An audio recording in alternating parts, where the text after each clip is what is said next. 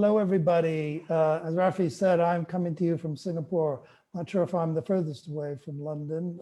Maybe Novosibirsk is, but anyway, I'm delighted to be with you for this special event celebrating the many productions really that Stage Russia has done of Timofey Kulyabin's productions for the Red Torch Theater in Novosibirsk.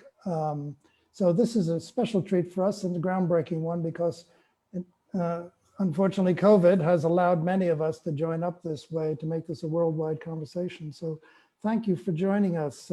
33 degrees here in Singapore. It's always 33 degrees in Singapore.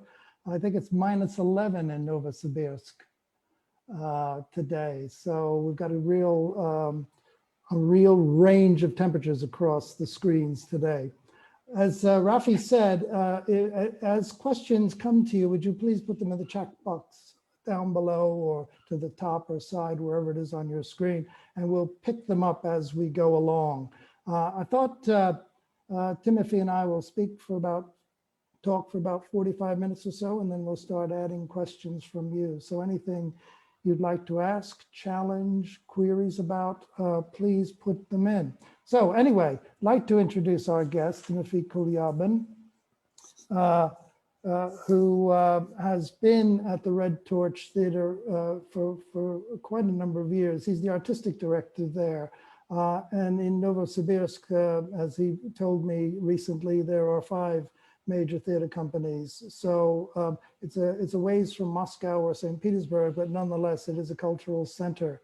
And many times, I'm sure he's very happy to be there and not in those major capital cities around the politics of other parts of Russian theater. First of all, Timothy, I want to just ask you, where were you born? Tell us where you came from. I was born in the city. It's named Izhevsk. It's on Ural. So it's the city of Kalashnikov. Everybody knows Kalashnikov. In fact, I gather there's a famous Kalashnikov museum there. And it's still a big arms manufacturing center. Yes. So I'm from military city, let's say like this, yeah. And from there, you were educated there and then made your way to Moscow to study theater directing at the famous Gitis Academy. Yeah. And then I moved to Siberia. So I moved to Siberia 2 years before I started to learn in Gitis. But so my childhood I spent on Ural Mountains. I'm not from Siberia originally. Yeah. And what was it like there? So were you because it's a city, but did you grow up in the country? Did you grow up outside? No, I was in the city for all this, I don't know, 15 years, 14 years, I grew up there in Izhevsk. So it's a manufacturing military city, very typical for Ural, very gray. Yeah, absolutely. Tell us what training was like for you. You trained as a director. You didn't train as an actor, did you? No, only like a director. So I was the youngest director in Gitis. I was 16 years old when I started my study. So, and it was from the very beginning only about directing. So we had a directors group and actors group on one course. So I was in the directors group from the very beginning, and from the very first day, we were taught to direct the productions. Did you meet any people there who are still collaborators with you, people you work with on productions, other designers, for instance, or? Designers, no, but the actors that were with me on my course, so they play in my productions in Moscow. My course is a very famous one. And the actors are very well known from my course. Yeah. Tell us, if you would please, obviously many of our audience today are from the UK as well as other parts of the world, as we found out. And there's a variety of situations, artistic and cultural situations in all countries because of COVID-19. lockdowns in England still, UK still.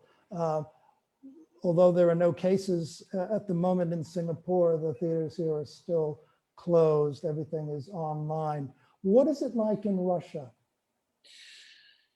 In Russia, it's different everywhere, but in general, there is no lockdown. So theaters can work, but there are some limits. For example, in Moscow and in St. Petersburg, there is a limit of 25% of the audience that might fulfill the whole. In Novosibirsk is 50%. But nevertheless, the theaters by themselves close up because they have some cases, some positive corona tests, and a lot of theaters just close themselves because they don't want to. In fact, someone does, for example, here in Novosibirsk, we opened the season in September. For 2 weeks, we have every evening productions, and then we close the theater for 2 weeks again because we have 2 or 3 positive tests. Then when the situation normalized, so we opened again. But anyway, it's everywhere this happens. So officially, the government does not close the theater, but the theater directors and the theater managers do it by themselves. And it's almost everywhere. So every day we can read in our Facebook that this theater closed for 2 weeks, this theater closed for 2 weeks, for 1 month or whatever. So actually, it's not a good situation anyway. And there's a big problem with the selling of tickets also, because people don't want to go to the theater. They're afraid. So we have a very, very big rising of selling the tickets. So it's, if we had, normally we had 90, 95% or even sold out. Now it's 25%. Without any limits. We don't need limits. It's 25% because it's difficult to sell tickets. People just don't want to go to the theater. They're afraid. So they want to wait. That's a pity. Absolutely. And are theater artists out of work, or is the theater subsidized to such an extent that wages are being paid, people are being taken care of? Sorry? Are theater workers out of work as a result of this? Or are you subsidized to the extent that you can pay wages and keep everybody employed? No, everybody stays where they are. So there we have some money. The government gives us money. So we do rehearsals, even if we don't make the premieres. Sometimes we just make this, as we call, frozen premieres. So we just closed premiere or closed run through of a production, so no one lose their places. So in that case, it's normal. Yeah, and has theater moved online as it has in other countries? Yes, a lot of theaters make online streaming, online reviews of the previous works. So I think it's the same like everywhere in the world. Yeah, Yeah, everywhere. It's the only way out. Yeah. Perhaps many of our audience watching tonight have been to Russia, have seen theater in Russia. It's sometimes hard to comprehend how many theaters there are in a city like Moscow, for instance, or even St. Petersburg. On any given night, you can see over 250 productions, and all that has stopped at the moment. And you once said, and this is maybe something we could talk a bit more about, you once said that you like the idea of seeing your productions on screen. You like the effect of it. Could you talk a bit about the difference between, say, seeing a production like Onegin in the theater, where it's still in the repertoire after its premiere in 2013, and seeing it on screen, as most of our audience has had a chance to do? How do you like that? I think that's just the question of the quality of this film. Because here in Novosibirsk, we have a very, very qualified and very good TV company that makes these films. And it's actually, it's a very big job because they starting to prepare half a year before we make the shooting. Then it's a professional shooting with the 8-10 cameras. And then on the post-production period is about 1 year, maybe half a year. So, and I take the part in final cut. So for me, it's important when you can see on the screen small details that you won't be able to see in the theater. So it's a little bit different thing. So that's why I think the quality of the shooting of the final film, of the final cut, is very important. So you can make a very good impression, a very good understanding of what's going on stage. Of course, it's always different, but that anyway, that might be interesting and might be very professional, high class.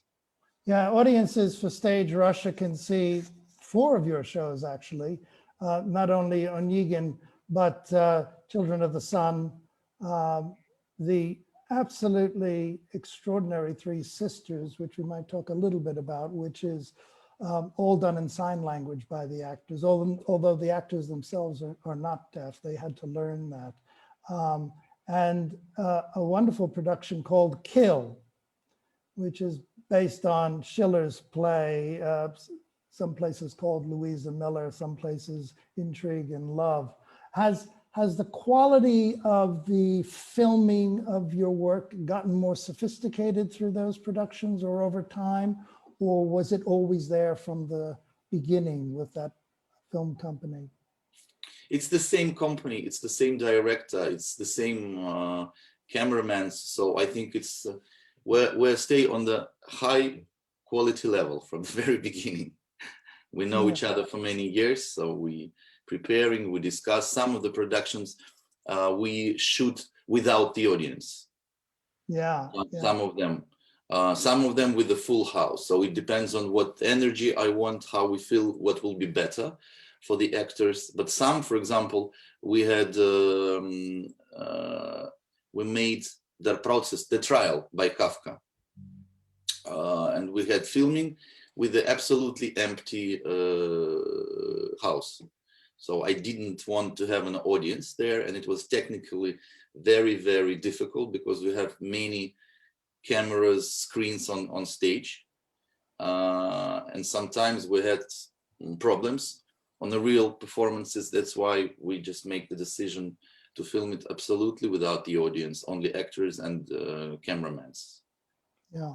One of the wonderful qualities of your work, which I talk about in the introductions to the Stage Russia films, is the scenography, the quality of the scenography, the quality of the lighting. And does it come across, do you think, as well on film as it would in the theater? The use of light and shadow, for instance, the sort of chiaroscuro, the blacks and whites, and the absolutely extraordinary sets and environments you create. Can you capture that in film, do you think? I think yes. Sometimes we even maybe add some details and ask cameramen to film a very precise small details that the audience cannot see on the real production, in the theater, but you can see it on the screen. And with the light, there is always a correction, because the light for the theater is one thing and for the shooting is another one. So we always have this light check and light changings before we start to film it. Of course, because it's a different brightness, different, so different things. Yeah. I mean, one of the things that I'm always impressed by in your work is you completely know you're in the theater. The theatricality is wonderful. You're never in any doubt that that it's a world of the stage, and we see the lights hanging everywhere. We see props. We see the transformation of space, and I'm just wondering whether there's a conscious effort in the planning of these productions that you know at some point they will be filmed. Here in Novosibirsk, yes, I think because the last 6 or 7 premieres were filmed afterwards. So I think here in Novosibirsk, I'm sure that it will be filmed, and I have to think from the very beginning how it will look like. Yeah, yeah. Let's take it into Onegin a little more. This is, of course, one of the great classics of Russian literature, the novel in verse. And we know it probably adaptations of it in the West, mainly through Tchaikovsky's opera. And when we were talking previously about this, you mentioned that there really haven't been that many stage adaptations of it. Why did you want to tackle something that's so well known, and at the same time approach it in such a way that it would take audiences time to kind of get into the world of it? What were the challenges you had with this great classic? I think it's a difficult question, but the meaning was that I take Onegin by Pushkin, because that's the sacred book, that's the Bible for Russians. It's the most important book for any Russians. Everybody knows it, everybody can quote it. It starts in the school, all girls write the letter of Tatiana, all boys write the letter of Onegin. So it's everywhere, this book, and in my life also. It was from the very childhood I was with that book. So for me, it's important that I take this material, I take this one. It's more than just a play, even of Chekhov. It's a cultural icon. Yeah. And because it was one of my first productions in Novosibirsk, and maybe one of my first important productions as a director. So for me, it was important to take such an icon thing and to do my theater, to do how I feel what theater is. Because when you say Evgeny Onegin, immediately, for Russians, immediately in your imagination, you have this vision how it should be. You see St. Petersburg, or you see village, you see Tatiana sitting on the couch, or you see Onegin on Lensky. So you see how it should be. You have the image immediately, and it's always the same.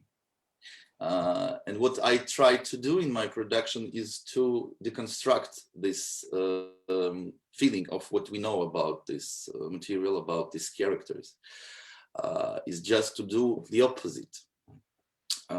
But anyway, to save the story and to tell a story how I feel it. So for me, it was the main purpose is to take Onegin and to make my theater, how I feel it, how I feel what is modern theater.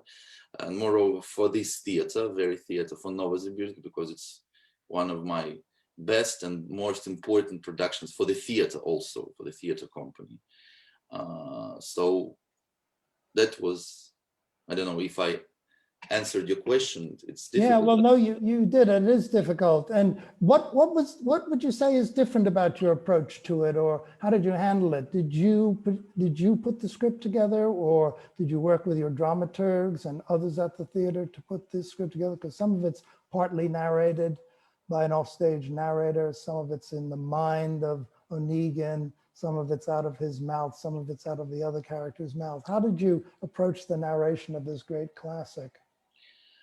I didn't have a dramaturg there, but what I understood from the very beginning, there will be not so much text. Actually, it's just a few pages that you hear. It's a few dialogues and a few quotes from different episodes. But for me, and everybody knows that Onegin is the brilliant poetry. So we think that Pushkin can be translated on different language, but he sounds very banal on French, in English. So it's very, very Russian poetry. That's Russians get this feeling of a brilliant language. It's very for Russians. And I didn't want so much text. And the question was in the narration, how to tell the story. Actually, I realized that everybody knows the story. And I shouldn't illustrate this, how it's written there. For example, if I'll just bring you one example. There is a last, the most important episode, the final episode of the novel, when Tatiana speaks to Onegin and says him that now it's too late, I'm married, and farewell. Yeah. And everybody knows this lines, everybody can quote it.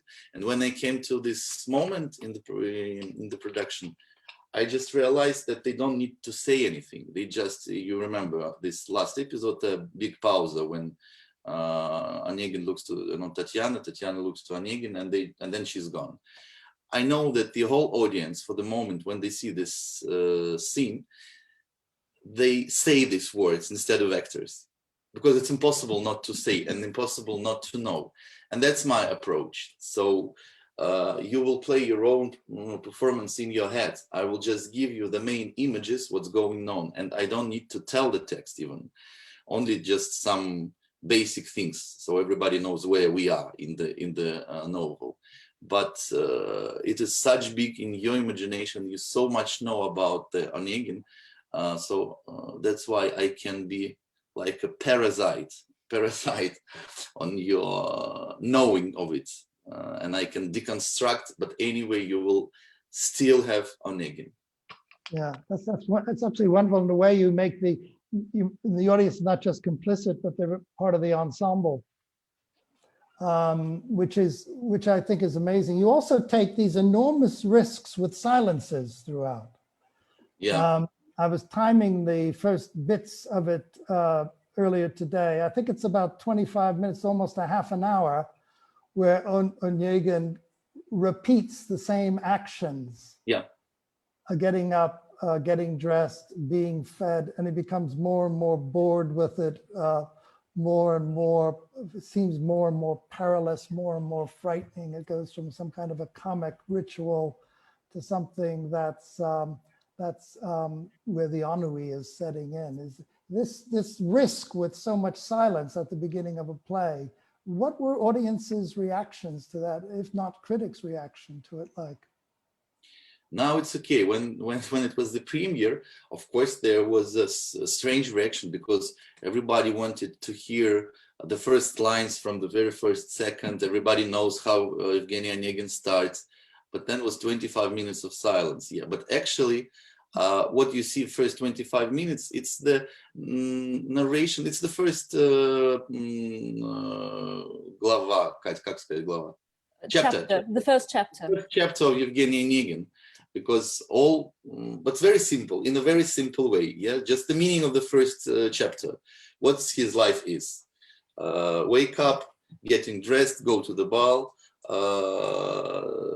go asleep, wake up. So I just illustrated very simple way, but the same thing. Everybody knows the text. Everybody knows the first chapter. We all learned first chapter in the school, and everybody look what's going on stage. Have this text in their heads, so that was risky.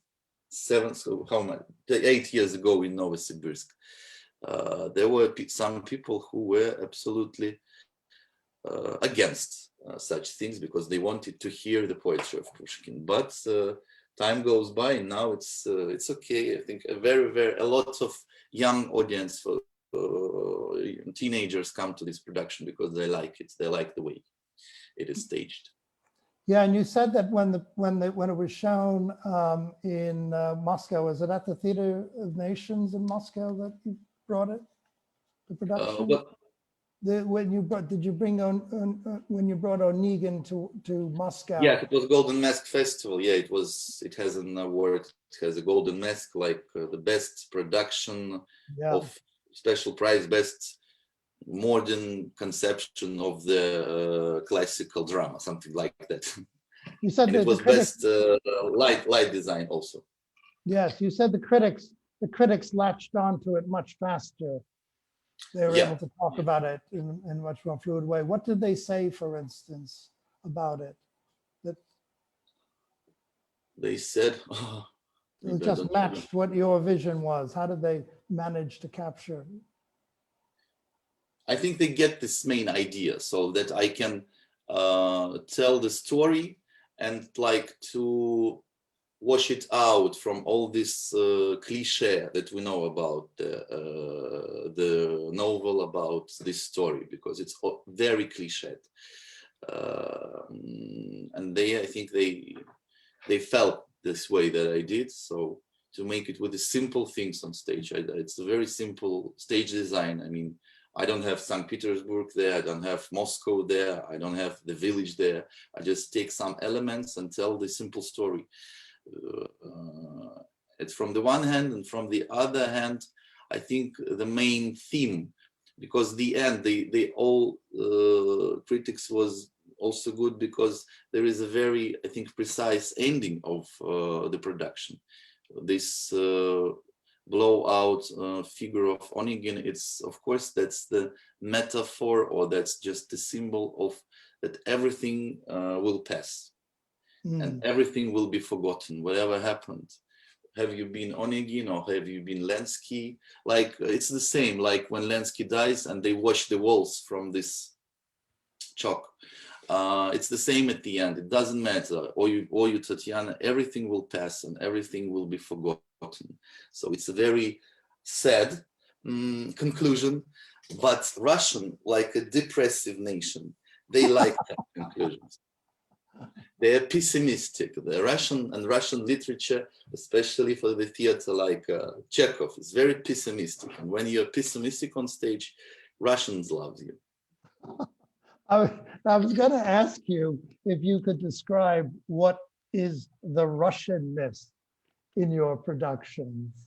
Would you say that's one of them, or are there more elements to it than that?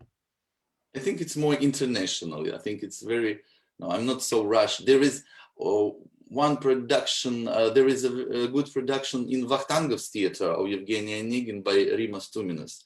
And it's the opposite. So that's the very, very, like, very Russian, with the whole details. He shows everything, how it works, what was the Russia at that time. So very, very classical, very good, but very classical. So what I did is the opposite. So I think the mood is Russian, of that life has no sense, we all die, the love is gone, the life is gone, everything will be forgotten. That's the Russian thing. It's very deep inside mentality. So that's the Russian thing in my production. That's wonderful. Just for the audience, that version that you mentioned, the Vakhtangov Theater by Rimas Tuminas, Stage Russia has shown that as well. I think that was one of the first productions Stage Russia managed to air. And you're right, it's very, very different, very, very different. Wonderful Sergei Makovetsky and stars in that one as Onegin. One of the things I wanted to get to next is Katie Mitchell, a wonderful British theater director, said that the making of a director, directors should be sent to art museums to look at pictures, to look at paintings, and they'll learn more about directing from paintings. I was wondering, because your work is incredibly pictorial, the groupings of actors on stage. Do you come from any kind of a visual arts background or interest at all? No, never. But the paintings is a very important thing for us in Nigitis. There are classical exercises when we do paintings, when we do portraits, when we learn the composition like the artists, but directors. And actually, I have one production in Moscow in Theater of Nation. It is called Shakespeare Sonnets. It's based on Shakespeare Sonnets. That is all made of the paintings, of the classical paintings. So almost all mise-en-scenes that the actors do on stage, based from the masterpieces of the world paintings. So for me, it's very, very important thing. Also like in music, because I think the laws of music, the musicality of a director, it's very important. So I try to make my performances in a very musical way, even if there is no music at all. So I feel the rhythm, I feel the musical composition in this. So actually I try to follow all arts and visual arts and musical arts and everything, because directing is so you have to be unique, you have to combine everything. Yeah, and it even goes down to your choice of props and furniture. There's that fabulous table that sits in the middle of the stage, which is used in many, many different ways. Lenski uses it as a kind of a stage and a platform. And Tatiana has that amazing scene where she comes out and draws on the table and moves the table, and the table's at a very perilous angle, and she turns it upside down and lies in it like a coffin. These props, do these props come about in the midst of creating the production with the actors, or do you have that idea right from the start that you want to have these very transformative props in place, and pieces of furniture in different kinds of levels? I think first it's more my work with the stage designer. Could you mention his name again, because he designs all of your work, I believe. Yeah, all of my works. His name is Oleg Golovko. Oleg Golovko. So we always start to discuss from the very beginning about the space. So the props, what follows next. The first is the space, what should it be, the rules of the space, how the people entrance on stage. Sometimes I have the idea from the very beginning, like with the Three Sisters, for example. Sometimes I have no idea at all. So he gives me some variants, so we discuss. So it's every time different. Considering the table in Pushkin, in Onegin, actually, if you look at the first chapter, you will see no people there. You will see only the things. So the main characters in the first chapter is the things, are not people. There are no people except Onegin and things. And there are three very important things in this chapter. Is three tables. The first table when he do his makeup in the morning. Then he has the table for dinner, for lunch. So the table for eating. And at the beginning and at the end of the chapter, you have the table where his dead uncle, yeah, where his dead uncle and his coffin lies. It's a special funeral table. So the three tables are the main characters in Pushkin first chapter. So if you read attentively, a lot of things you can find inside the material. Yeah, that's fantastic. They come to life. I mean, like you were mentioning, the audience has to become a character and complicit in the action. The props become characters. And tell us a bit, many in the audience today might have seen the Three Sisters, but that world is a unique world in the sense that the whole stage is marked out and outlined, and different spaces are created, but the whole world is transparent. We can see people in rooms and other places. Tell us about that idea, because I think that's another extension of this world in which you make the world of things as important as the people. What did you do there? It's very much like that Lars von Trier film, Dogville, where the whole film studio is nothing but a big open space all marked out on the floor. There were two ideas. The first one is very important, that I want to see what's going, let's say what's going usually backstage. So there are a lot of episodes in Chekhov plays, in any Chekhov plays, that are not on stage, that are backstage. And I always wondered what's going on there actually, because some characters, they talk, they do something, and it's very important to understand what's going on. And if I show the house and then I just let's say break the walls between the rooms, and I can see simultaneously what's going on in each room, it gives me a feeling of a difference of life. So for example, if in the main room I have, I don't know, a love scene, but in the parallel I see the next room where something happens absolutely opposite. And then I have a third room when I don't know, someone wants to commit the suicide, and all the three things I see in parallel, it gives me more vision of the complex of how it's complicated, the life in this house, how it's different. But then we see always one scene where they talk, for example, in this production here.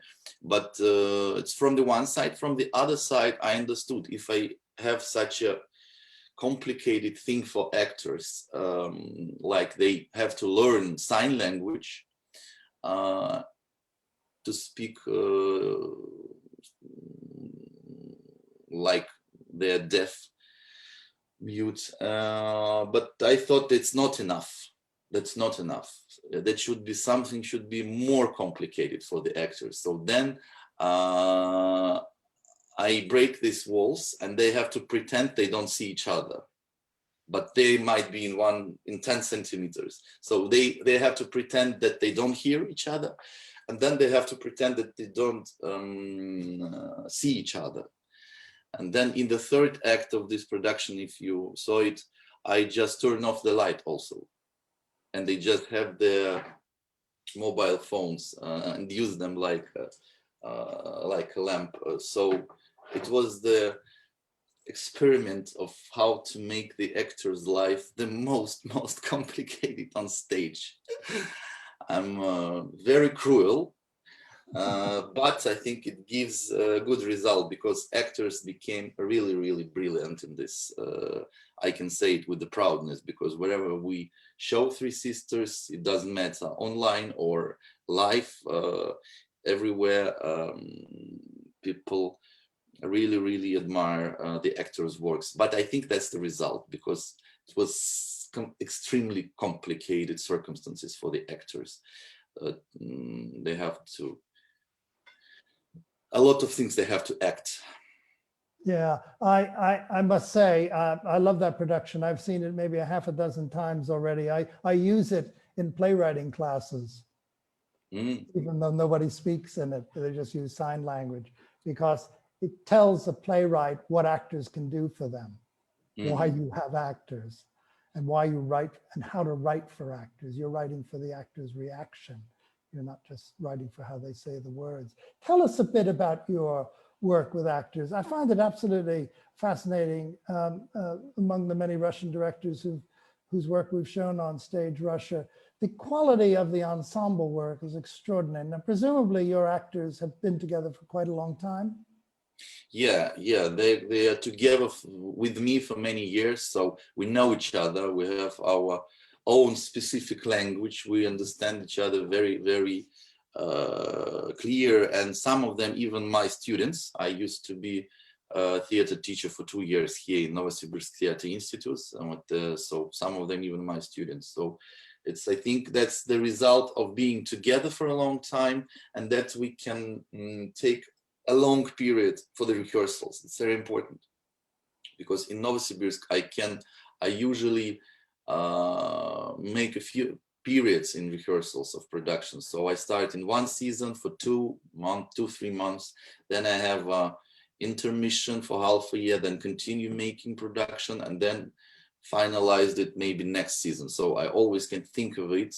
I can have time to think over, and they can have time. It's very important. Of course, when I come to Moscow or to my European productions theater, I have 8 weeks, and that's all.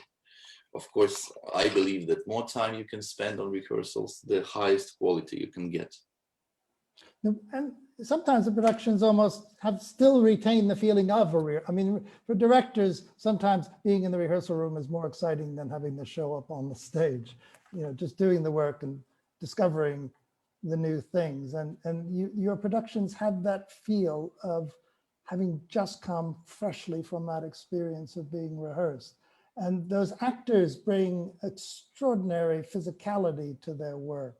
After going through this 25 minutes I mentioned earlier of the repetition of Onegin, his rituals, his daily rituals, then we have this outburst of Lenski coming into the room with all that white powder and the jumping up on the table. He becomes this kind of vertical life force to this horizontal Onegin. Tell us about that.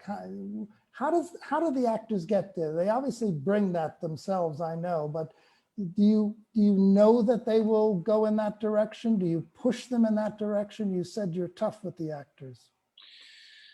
I think, of course, I know what I will do. But my main thing is that I can pretend that I don't know what to do, and they have to help me. I want them to feel freedom on rehearsals, not just to do what the director says. They need to have this feeling that all what happens and what we find on rehearsal belongs to them. And in this case, I have to be tricky. I have to be a good psychologist and sometimes pretend I don't know what to do, or sometimes I offer something opposite that I want them to do, so they have to fight and with this, and then they say, okay, no, I will try something completely different, and then he does what I want. So it's always a tricky thing. I think it's the relationship with the actor is for me, it's a very important thing. This as important as inventing and finding how to make the mise-en-scène or scenes. It's a very psychological thing. And of course, like here in Novosibirsk, if I know actors for many years, I know them better, I know them deeper, and I know how to make them, how to manipulate, let's say, in a positive way, not in a negative, how to manipulate them, how to make them do something new for them. That's the very important thing. So I think it's like a strategy of your behavior. Sometimes I'm even, it depends on my behavior. So sometimes I come on rehearsals pretending I'm very tired, or for example, opposite, that I'm full of energy and we have to do right now something. It depends on what's on plan and how it can be difficult for them, and what should I do to make them feel freedom. Yeah, the joy of watching the 4 productions that Stage Russia is showing of your work is you see the same actors in different contexts. And I'm just thinking of an actor like Daria Yemelyanova. I mean, she's absolutely extraordinary, and the risks she takes, and she gets so close to the edge, whether she's being very quiet and ruminative as she is in The Three Sisters, or just letting it all go as Tatiana. Tell us about an actor like that. I mean, where does she come from, and how long have you been working together, and what do you know you can get from her? Daria, I think she's the same age as me, and she finished here in Novosibirsk Theatre Institute, and I think she came to the theater the same year like when I came. I was a young director and she was a young actress, and for the 2 or 3 years she didn't have a big roles, big parts, so she was the actress of the third plan, but I don't know, maybe because we're young, or it's just a destiny that we came one year in the theater. I felt that she can be very interesting, and I started to give her the roles from the very beginning. So she also plays Louisa Miller. Yes, yeah. And she played, it was a very good role. She played Hedda Gabler by Ibsen. Yeah. Also, so actually she plays. She's one of my main actresses. But I don't know. I don't know. It's like magic when you meet someone who feels like you, who thinks like you. But it doesn't mean that our rehearsals are very easy. No, for her, definitely not, because I'm very, very. I can be very tough on rehearsals, and I always want her to do her best, and she always tired. I'm really not cruel. I'm not a cruel one, but I think it's a very, very big level of ideas and of what I want them to do, and it's not so easy to work with me. It's easy from the one hand, but you will get tired anyway. But yeah. What is the percentage of imagination, creativity she would bring to a scene like that table scene at the very beginning of the show, then, and how much of it is you crafting it, sculpting it, liking it, not liking it? Many years ago, I knew Grotowski and his main actor Chislak, and Chislak would talk about having to work 24 hours on a single moment with Grotowski, and Grotowski just simply saying, "I don't believe you." I'm wondering how you get that extraordinary performance out of her in those moments. It was rehearsals. The main thing was there is when she came for the first time to make the scene, the letter of Tatiana. So it's the main thing that you can have in Evgeny Onegin, of course. Everybody knows the letter of Tatiana. Everybody can quote it. And when she came on rehearsal, she didn't have an idea how I will do it. I told her that it's impossible to act this letter. If you will try right now, act me like you take the pen or pencil and you start to make the letter, write the letter. It always will be false. It will be weaker than the text of Pushkin. So you will not pronounce this letter. So that was the first surprise for her. I said, the text will be above you. And I give you the space, I give you the table and yourself. Just listen to the text. Then I put the recording. It's a very, very good reading. Very neutral, but very touching. And then she started to do something. I don't remember, but the situation was, whatever you do, you won't be able to act this. Okay, try. You can try. I give you a chance. But anyway, it will be always weaker than the text of Pushkin. But you're an actress, you can try. So that was the first feeling for her, that she has to do something. And then when I saw her energy, saw how she was moving on the stage, then I gave her a table. Then there was some choreography, not choreography, but some mise-en-scène I staged. But then every day I told her, no, what you do on stage, it's even not 0.5% of what Tatiana wrote there. No, you're very weak. Tatiana is much more fast. So that was the approach.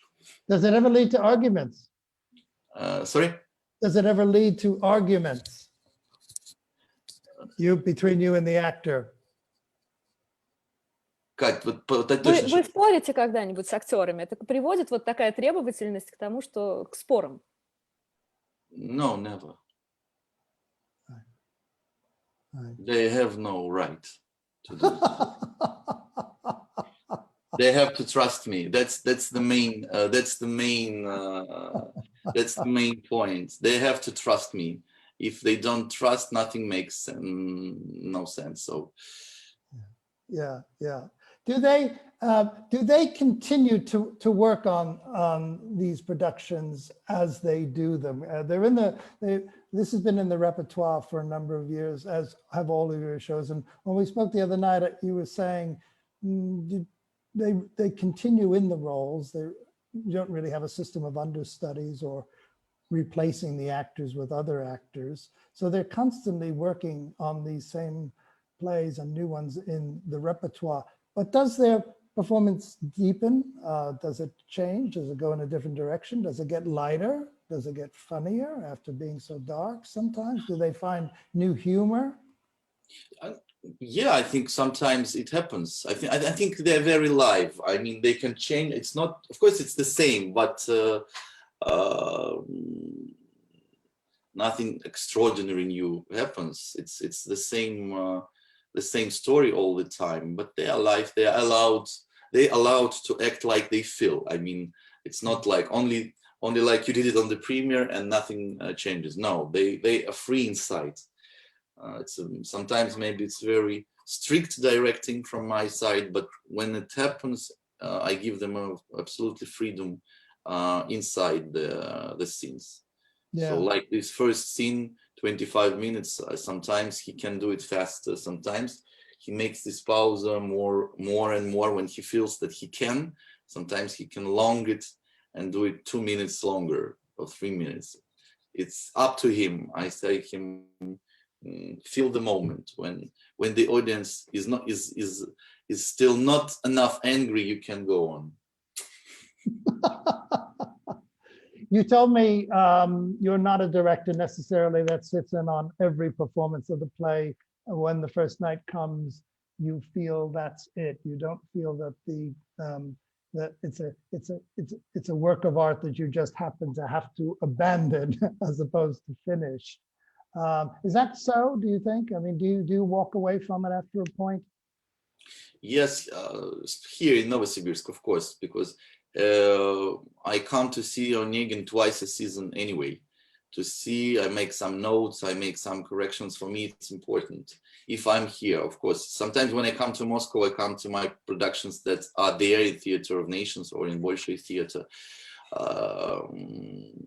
It's important. Of course, it's more complicated with my German productions. In that case, when I leave the theater, this moment, okay, I start to think about something new, what is going up next for me. But I do remember, I think, all my productions of the last 10 years, and I can immediately, if you tell me now you're on a rehearsal of Shakespeare Sonnets, for example, that was 6 years ago, I will immediately go inside and do what it was about. Yeah, yeah. Let's just take a sidetrack. You mentioned Germany there. I know you've just come back from Berlin. Tell us, this is rather indicative of the times we live in now. Tell us what happened there. You went back there to start a production, start a rehearsal. Yeah, so now I'm making the Strindberg's Miss Julie, Fräulein Julie, and the premiere has to be in March. But 4 days before the premiere, the lockdown came, so the theater was closed. And it was 4 days before the premiere, so actually the performance was about to be ready. Then it was postponed a few times, and the last date should be in November. So I came in November to Berlin, and it was a very complicated trip because I need to have a lot of documents, special documents, because now it's not easy to go from Russia to Germany if you don't have a German passport. Then I have to wait on the quarantine 5 days. And finally, I came on rehearsals and one of my actors was ill. And then now it is also postponed on January, but maybe in January it won't happen again because theaters might not be open in January in Germany. So it was 2 attempts to have a premiere, and maybe not the last one will be soon. So you always rehearse, and you don't have a premiere. Have you managed to do any of this work beforehand online with the actors, or do you need to be in a rehearsal room with them? I think we might have had a blip there. Oops. We've got a stalled screen. No, I was asking, can you do any of the work in Germany online with the actors beforehand, or do you need to be in a rehearsal room with them physically? No, I don't like it. So it's possible. Yeah. I think theoretically I can do, but I don't like this. I want to be live in rehearsal with the actors. Yeah. I think digital directing is not for me. Okay. Yeah. Good. And you even told me that this, although Miss Julie is largely a 2-character play, this is a character that you've introduced into the story that got ill and couldn't come, right?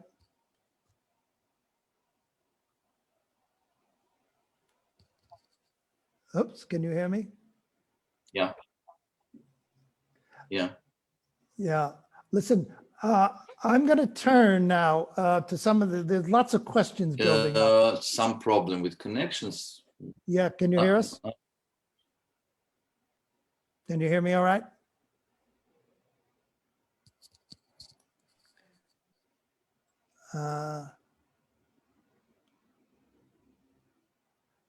Rafi, I wonder if with the audience's indulgence, I'm just wondering if Timothy should go off and come back on. Yeah, I think that might be the best thing. And maybe while that happens, I'll share those photos of the production that you. Yeah, we'll get reestablished connections, ladies and gentlemen, with Timothy. And while we're waiting for that to happen, I just want to put up on screen just to refresh your memory. I know a lot of questions are building, and I'm going to go to the questions next. So thank you very much for your patience. We're just going to stick some of the stills from the production. Many people have seen it, I'm sure. There might be a few who haven't. So there we go on the screen sharing.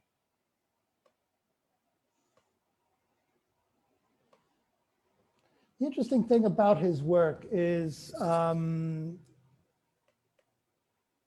let's see, can we open them individually? I think from your end, probably. You just click on the, Rafi, is it possible to just click on the individual photos to open them?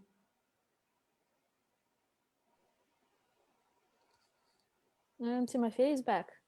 Yes, I'm back. Huh? Okay, very good. All right. Well, I think we'll put those aside for the moment because you're back with us and we don't want to lose you again. I'm going to go to some of the questions, which have been full of praise. People finding the production extraordinary. People finding the acting absolutely extraordinary. Here's a question from Jonathan. It says, in a traditional production, one usually sees a passionate reunion between Onegin and Tatiana at the end, but not in yours. Is this because you wanted to preserve the impression that we have of Onegin from the beginning, that of a world-weary man? In fact, let's add to that, a world-weary, cynical man.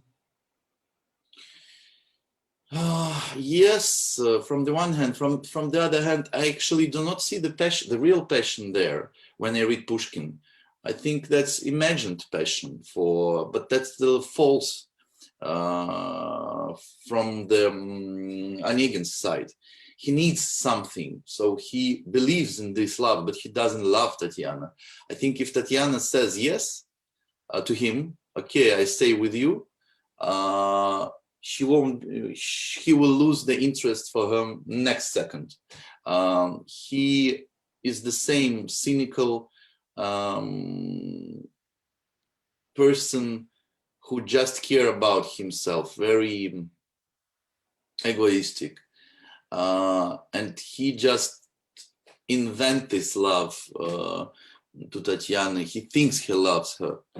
Do you know what is the difference between Tatiana's letter and Onegin's letter? It's very simple. The most the word that is most повторяющийся. Repeated. The most repeated word in Tatiana's letter is the word you. The most repeated word in Onegin's letter is the word I, me. You can count down. I promise you. So when he speaks about his love, he doesn't speak about her. He speaks about his love, how he suffered, how it's difficult for him. And of course, that's, I think Pushkin make us understand that that's life. Love is also fake for him. This man didn't wake up. He's still sleeping, like he was sleeping early in the morning, in the morning of duel with Lenski. He is still sleeping, this man. and the only thing to make him wake up is when Tatiana says, no, I won't be with you. That's this moment he stands and he doesn't know how to deal with this. He has no idea, and we don't understand what will go on with Onegin later. I think we have this feeling, like we say, a man of Onegin's type. It's the characters that grows up from Onegin. It's a Stavrogin, it's Pechorin from Lermontov, so a lot of Russian characters, big characters, grow up from this Onegin type, cynical, selfish, very smart, and very empty inside man in Russian literature. So he born this type of a character, Russian character, at the end. So I think there is no love, and when I don't give this passion at the end, so I don't see the passion there. Yes, the wonderful actor Pavel Polyakov, who plays Onegin, also played your Vashinin in The Three Sisters. Yes. Lots of similarities in that as well. And he often will play a kind of a cynical character in your different productions. He's a fantastic actor because he betrays very little. He gives very little away. He was also the president in Kabal und Liebe, Love and Intrigue. Yeah, the production you call Kill. Yeah, Yeah. absolutely. Yeah. And he kind of, in that, he almost felt like you know, an officer a real officer of the state, a military state. Very interesting. Somebody remarks on the fact, congratulations on the stunning production. I'd like to ask why at the start with the music from, why start with the music from the opera? What was the rationale there? Yes, the idea is very simple. So that's the overture for the Tchaikovsky Evgeny Onegin. And it's the last, what you see in this performance classical. It's like, that's the only classical thing in this performance. That's music of Tchaikovsky in the very beginning. That will be overture. And after that, everything will be completely different. So the last chance to join the classical understanding of Evgeny Onegin. Yeah, after that, it's house music and other. This leads me to ask like you. my joke, yeah.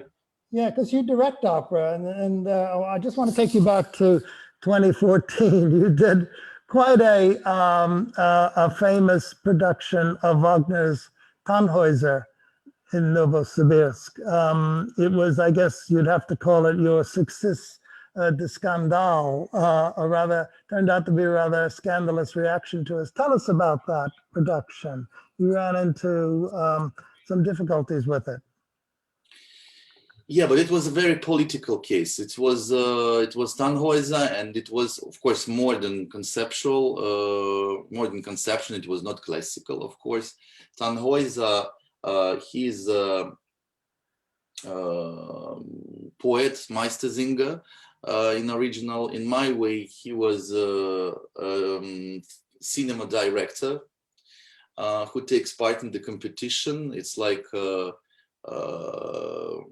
I don't know, Venetian Film Festival. It was called Wartburg Film Festspiele, where he present his movie about the Jesus Christ.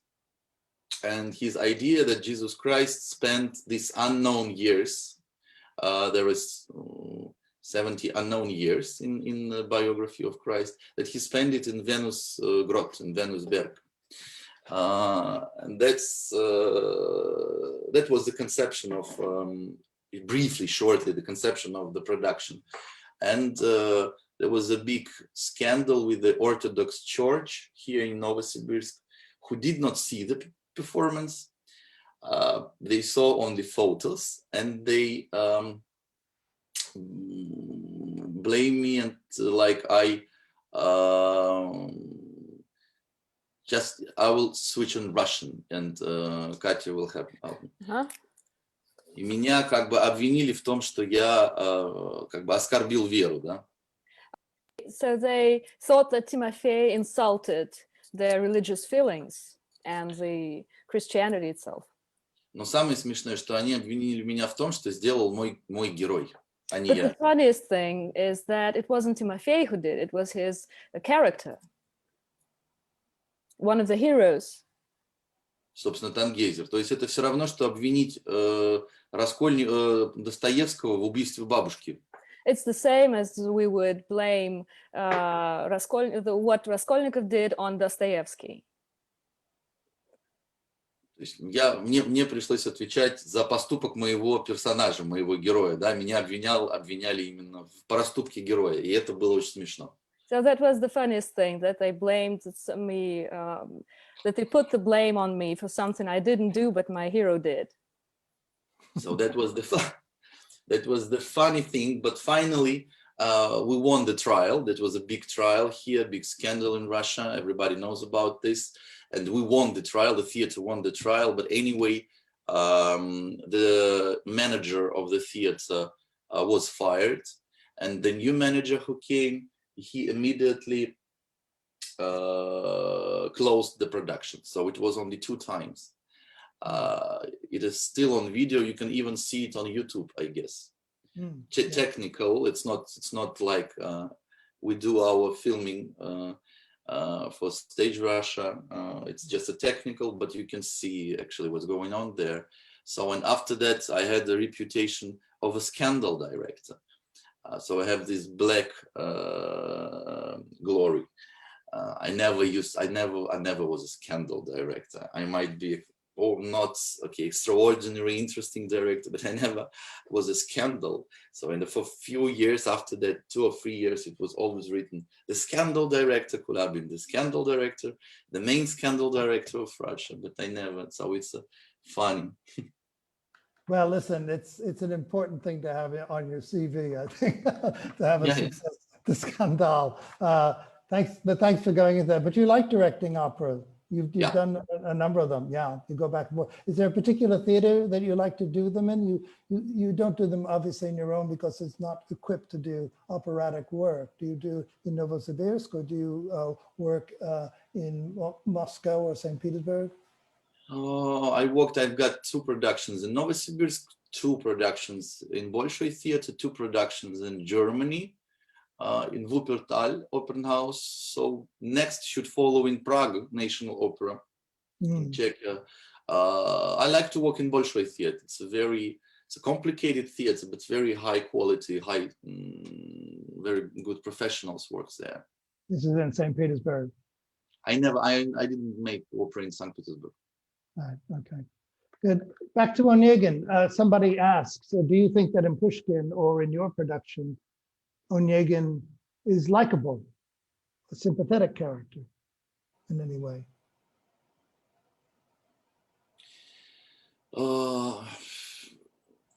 Pushkin writes this book 8 years, for 8 years.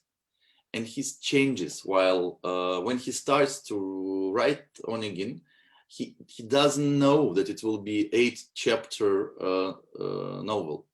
He says, I think I started to write a funny story. And of course he likes his Onegin in the beginning, but then how life transforms and his attitude to Onegin transforms. And sometimes he doesn't know what will happen. So for him, that Tatiana goes to Moscow was a surprise.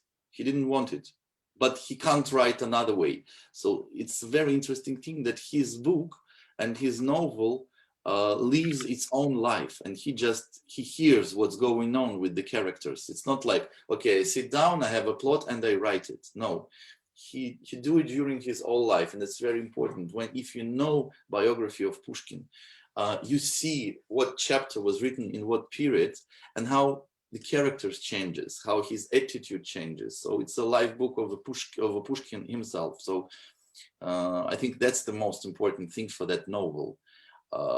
It's not just because like a plot, it's a very banal thing. Okay, girl liked a boy, he did not, then opposite. Okay, in the middle, he killed his friend. That's all. all the novel, nothing special, but the way how it's written, the way what's going on with the characters, how it's going on, and how the author, because the main character of the second main character of the book is the author by himself, because the author is in a dialogue with the main character. They have actually a real dialogue in the first chapter. He says that we used to be together in St. Petersburg. But this dialogue goes during the whole novel. And then at the end, he says farewell to him. So that means thank you, Onegin, because I understood something important while I was writing this book. And now I can say farewell and thank you, because you was the big part of my life. Yeah, it appeared in a kind of a serial form, didn't it, between 1825 and 32? Yeah. Yeah, and so it's a bit like a English audiences, British audiences, I should say, will know this from Dickens. Something that appears in a kind of a serial form, and then it didn't appear as a novel till 1833, I guess. Yeah. So I think that's a very interesting way to look at it. So his attitude towards the character changes, and so he might be likable at moments. I was wondering, taking that's an interesting question always to put to an actor, because it's difficult for actors to play characters who they don't like or aren't likable. Actors don't like not being liked. How did the actor approach that? Different with all of them, and the most complicated was with the Pavel, who plays Onegin. Yeah, because he thought that he has nothing to do on stage. He needs more scenes, he needs more dialogues, he needs more monologues. He says, I'm doing nothing, I'm just drinking beer. I'm doing nothing. And I told him, yes, you do nothing on stage. You're too tired of life. Sometimes you drink beer. Okay, sometimes you get in the game with the landscape, but it's interesting for you for 5 minutes. Actually, that's the tragedy, that nothing interesting for you. Of course, for him, it was difficult because he was laughing and saying, I'm playing nothing at all for 2.5 hours, for 2 hours. I'm just making nothing on stage. But of course, now he understands that it's a difficult thing, how to act this doing nothing, how to be bored, but not to be really bored as an actor, but to show that he tired and bored. So it's more complicated than to run and jump on tables. Yeah. Lenski is more, it's not so complicated to make Lenski like Onegin, because there is what you play with, I think, so wonderfully as the director, is the doubleness in the story. You have characters at opposite extremes all the time, 2 different women, 2 different men, and they're not at all mirror images. In fact, it's like a concave, convex mirror. So it's very interesting how one is it's all physical, and the other is all interior and mental. So that's coming out. And to go along with that, somebody asked this question: the physical theater elements in the production were very effective in driving the narrative, and in their own right. The question is, how often do you use physical theater? Physical theater now, especially in the UK, has become a specific brand of theater, really. But take that on, because I know it has a lot to do with the training of the actors in Russia as well.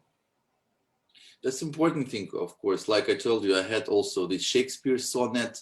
There are 8 sonnets that actors read on stage, and that's all. And it's 1.5 hour performance, completely not in silence, but without text. I have the production which is called No Words. It's the title. So there are no words at all, only physical theater. So it's the important thing for me. Maybe not the last two or 3 years, because now I move back maybe to the spoken theater. But so this 5-6 years ago, that was one of the most important things, the physical theater. And I also made some trainings by myself. I know how to do that in the theater with the actors.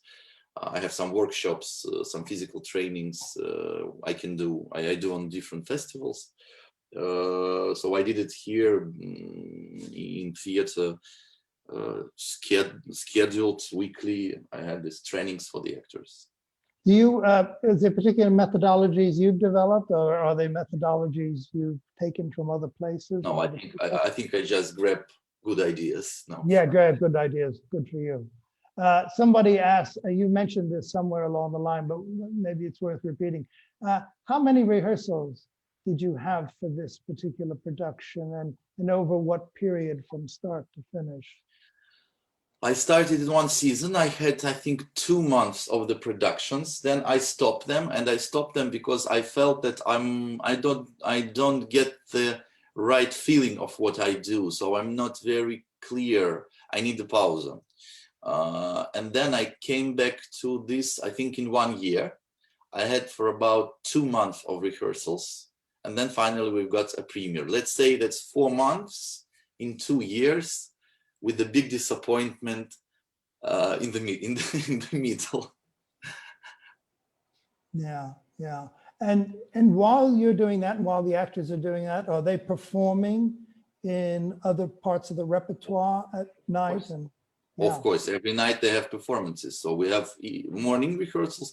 We can have evening rehearsals if they not take part in the evening production. But of course, every day it's a repertoire theater. Every day they are on stage. Of course, that's a lot of work. How many days a week are they working then? 5, 6 days a week? 6 days a week.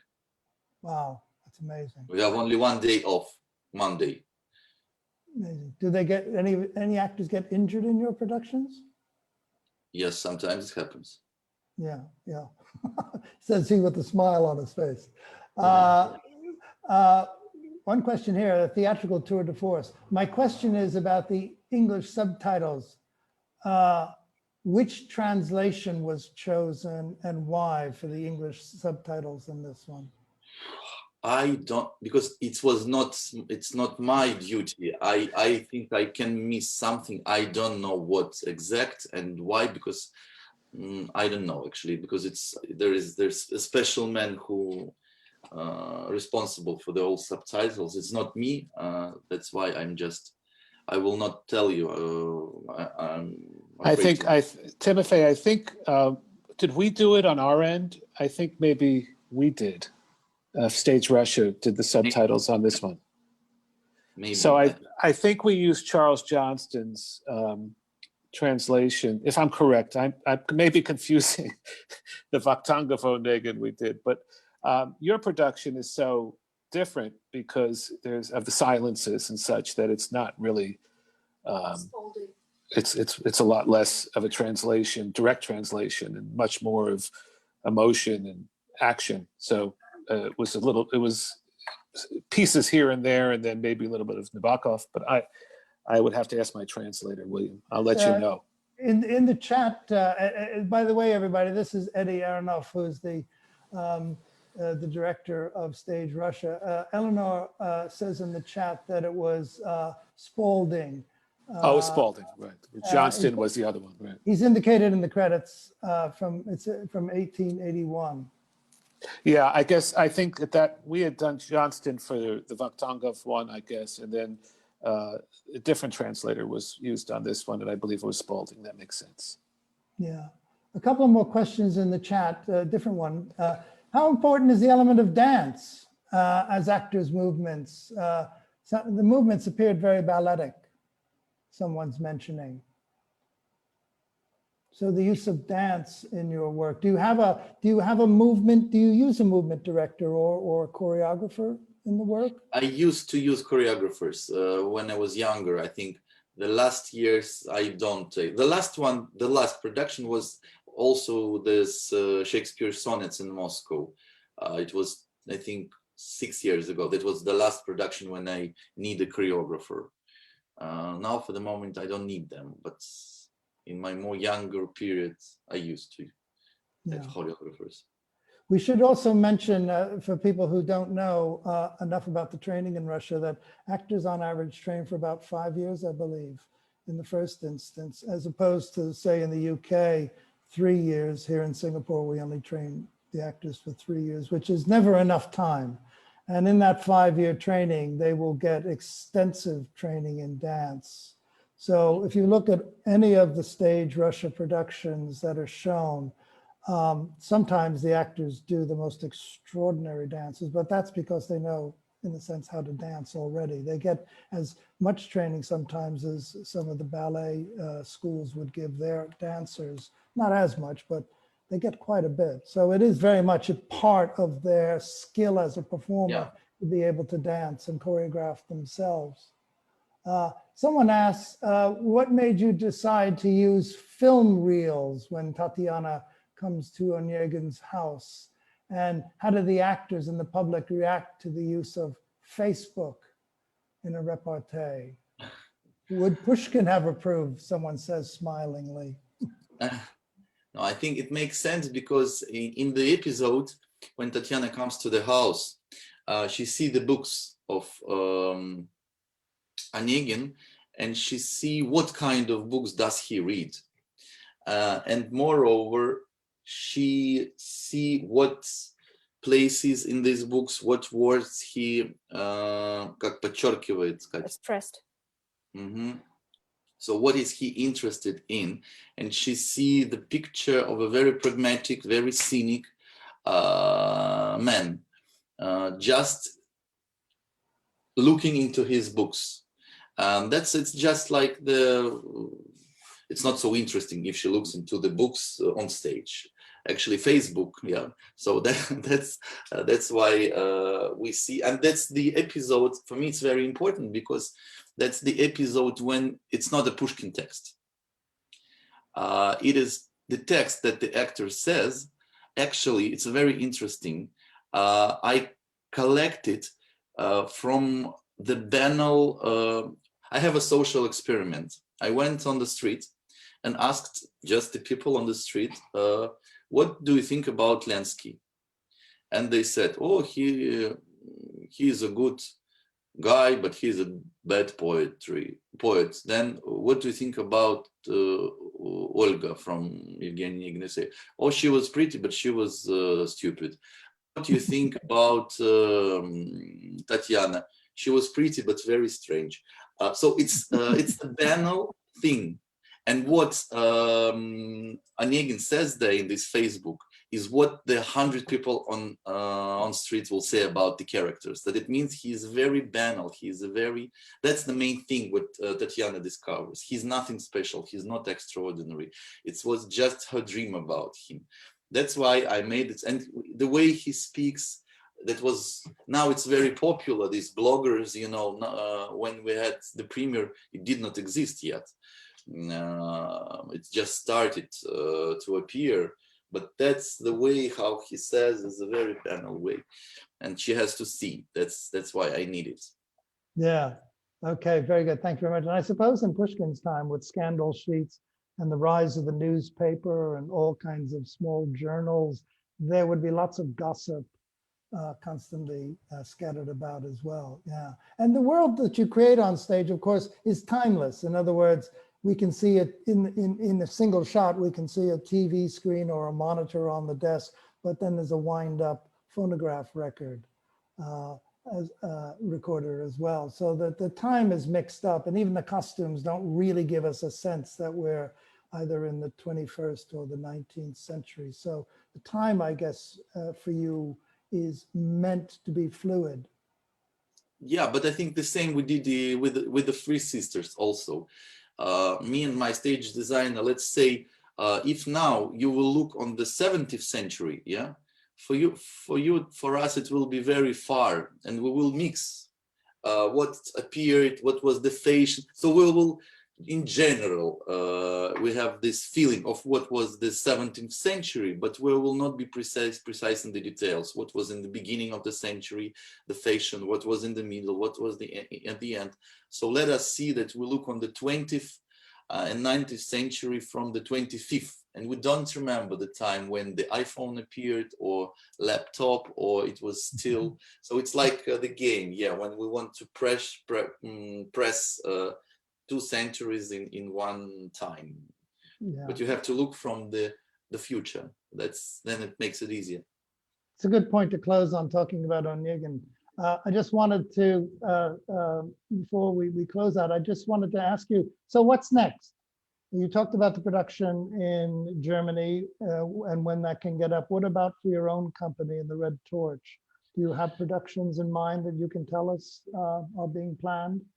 For the moment, for me, is the very important thing is to finish this production, and in April, 1 year postponed, I will do this production, which is called My Red Torch. So it is a documentary performance, documentary production based on the real stories of the ensemble. So on the stage will be 41 actors from the ensemble, so it's the full ensemble of the theater, and they will have 1 or 2 minutes to tell the story about the theater, about the Red Torch Theater. And I make the puzzle of all these stories that showed me the theater, the whole actors and the whole story of the theater for 100 years.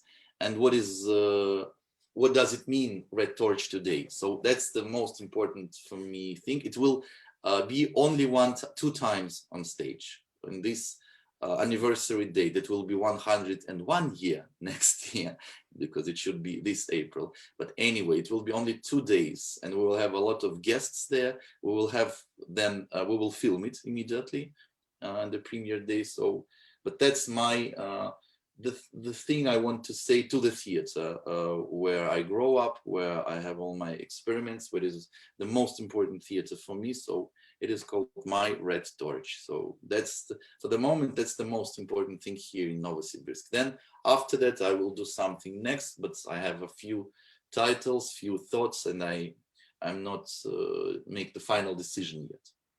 No, it's amazing. I know you're still in your mid-30s and you've got a long career ahead, and we just look forward to more and more beautiful work. It's often said of you, Timofey, that you only do classical works, but you're a great example of a director who maybe does classical plays and text, but you make them as fresh and modern, and they feel like works we've never seen or read before, and they feel totally contemporary. I think that's a true mark of greatness in you as a director. So thank you very much. And on our behalf, yours and mine, I'd like to thank Katya for standing in and now and then to translate, Eddie for being with us, Pushkin House for helping us get this together, and Rafi in the background getting it all together. And we've been joined by over 40 to 50 people tonight. So thank you all from Singapore, from Novosibirsk, from London, and from wherever any of you have come from. So thank you very much, Timothy. Hey. Thank you. Thank you, Michael, and thank you, Eddie, for organising this as well, and of course for Timofey. Thank you for joining us. I can now actually show you those photos, so I'll probably do that now. Let's do that as a closeout. Anybody who wants to watch, please do. Timothy, if you can stay on, we just want to go through those. Go ahead, please. Brilliant.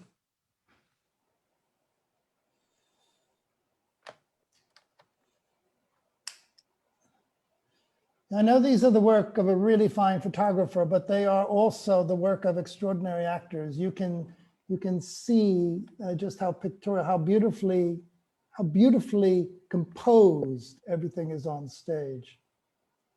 The way in which Timofey uses the horizontal and the vertical, the way he uses shadow in his work, the way the double appears in these shadows up against the wall. He uses the walls to great effect. The walls are written on, the walls are acted against, the walls are projected on. And this extraordinary image, you see him do this again and again. It's always interesting that Onegin can't quite do it as well.